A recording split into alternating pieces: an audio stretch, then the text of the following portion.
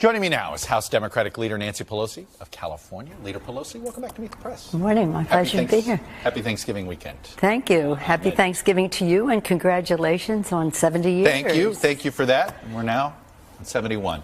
Let me, I'm going to go back in our Wayback Machine here. Here's you on Meet the Press, asked specifically about allegations against President Clinton. Here's what you said back in 1998. Why the silence when there have been these allegations, serious ones, about President Clinton?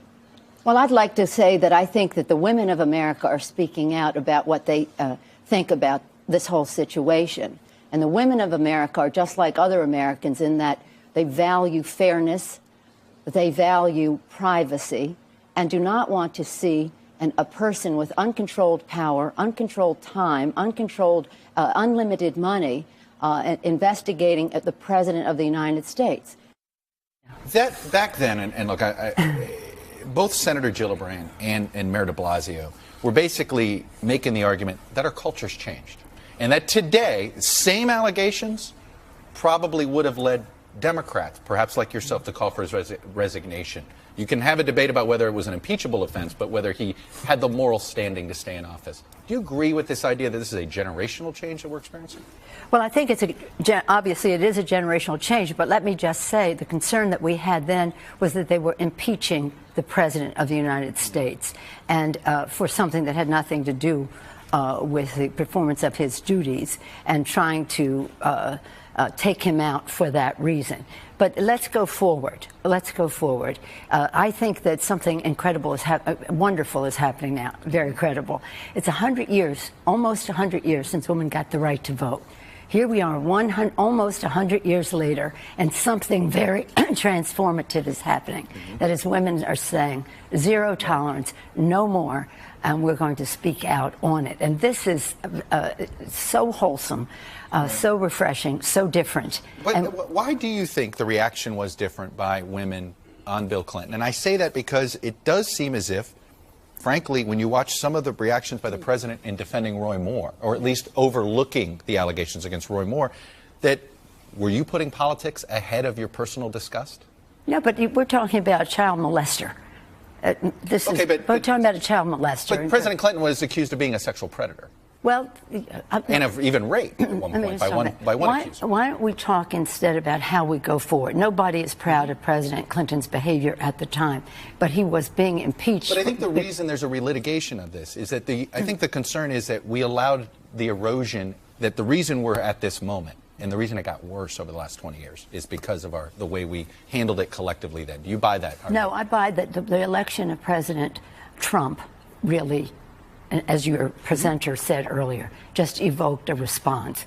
So many women, and this is really important, I think, to note, because I've heard from so many women in the last few months. In fact, I heard around the time of Anita Hill, so many women who've had a bad experience. And now they're saying, I had a bad experience, and now a person who possibly engaged in that activity is the President of the United States. I'm speaking out. So I think, as your presenter said earlier... It was me, actually. Was that your voice? Yes, that is my voice. That's okay. Then you had it right when you said Harvey didn't evoke this. The election of President Trump evoked what happened to Harvey, and now everybody is served notice. Right. Let's go forward. Let's talk about, okay, let's learn from past decisions and go forward. So define zero tolerance. You said there's now a zero tolerance. Yes. John Conyers, what does that mean for him now? Let's say in or out? We are strengthened by due process. Just because someone is accused, and was it one accusation? Is it two? I think there has to be. John Conyers is an icon in our country. He's done a great deal to protect women, Violence Against Women Act, which the right wing is now quoting me as praising him for his work on that, and he did great work on that.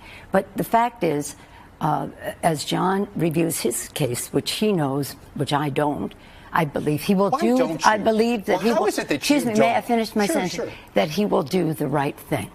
And is the right thing what? resign? He will do the right thing in terms of what he knows about his situation, that he's entitled to due process, but women are entitled to due process as well. But he got it. He took advantage of a situation where he had the rules of Congress, and I know you guys want to change these rules, but he got to hide his settlement. He got to, his accusers had to go through all sorts of craziness. So why is he entitled to new due process in this case? No, we are talking about what we have heard. I've asked the Ethics Committee to review that. Yeah. He has said he'd be open. It will cooperate with any review.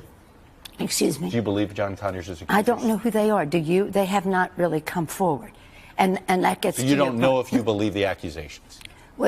That's for the Ethics Committee to review. But I believe he understands what is at stake here, and he will do the right thing. But all of these non-disclosure agreements have to go. And by the way, some of them are there to protect the victim because they didn't want some of it to be public. But that's over. In other words, if the victim wants to be private, she can be. He or she can be. I guess it goes back to what is this line? Right? What is a fireable offense? You say it's zero tolerance. Yes. But what does that mean if you're saying John Conyers, who already had due process, gets to stay right now? Well, as I said, we've asked for the Ethics Committee to review that, and he, I believe, will do the right thing. Where are you on Senator going Franken? forward. Where are you on Senator Franken? Well, I don't think that you can equate Senator Franken with Roy Moore. It's two different things. So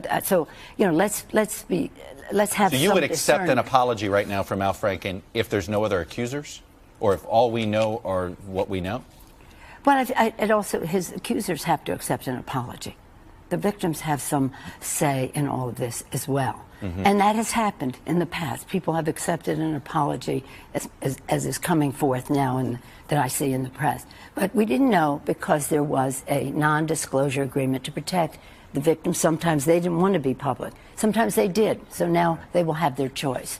But this is about going forward. And when we go forward, we will address all of that. But we also have to address it for every workplace in the country, not just in the Congress of the United States.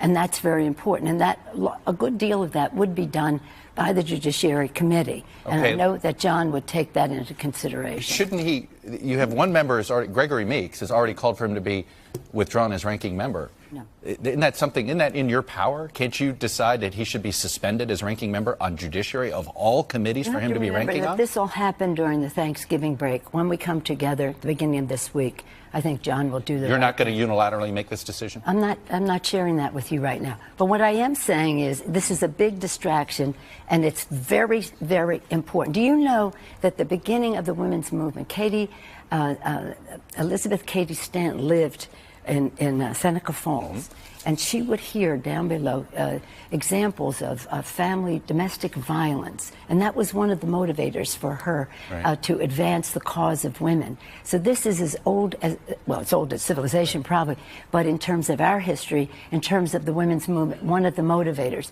Now, 100 years after her fight for the right to women to vote, we will have, we'll clear the deck on this. But I am here to talk about something also transformative in our society, and that is this tax bill that the Republicans have put forward. And I want to get into this, but this seems to basically, there seems to be a bit of a political paralysis here in trying to figure this out. It isn't. We're moving. This week we will pass bipartisan legislation for mandatory anti-harassment, anti-discrimination behavior, A.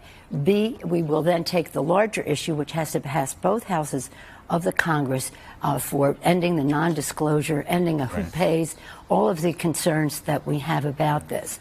But I don't think that it should. I think that we want to give people hope. This is going to be addressed. Women have spoken out. Their concerns will be addressed in a way that I think will give comfort as well as end this behavior. Because you know what? It's disgusting, it's repulsive, and it has to be zero tolerance. Will you support Congress retroactively making public all of these private settlements that taxpayer dollars have been used? Not necessarily. Sometimes the victim does not want that. But if the victim wants it public, will you side with the victim? Yes. But 100%. Well, here's the thing. it's really important, because there is a question as to whether the Ethics Committee can get testimony if you have signed a non-disclosure agreement. We're saying we think the Ethics Committee can, but if you don't agree, we'll pass a law that says the Ethics Committee can. A resolution in Congress, the Ethics Committee can. But there is no, I don't want anybody thinking there's any challenge here to our changing the law and see how people, when we know more about the individual cases as well. Because you know what our biggest strength is? Due process that protects the rights of the victim, so that whatever the outcome is, everybody knows that there was due process. Leader Pelosi, unfortunately for time.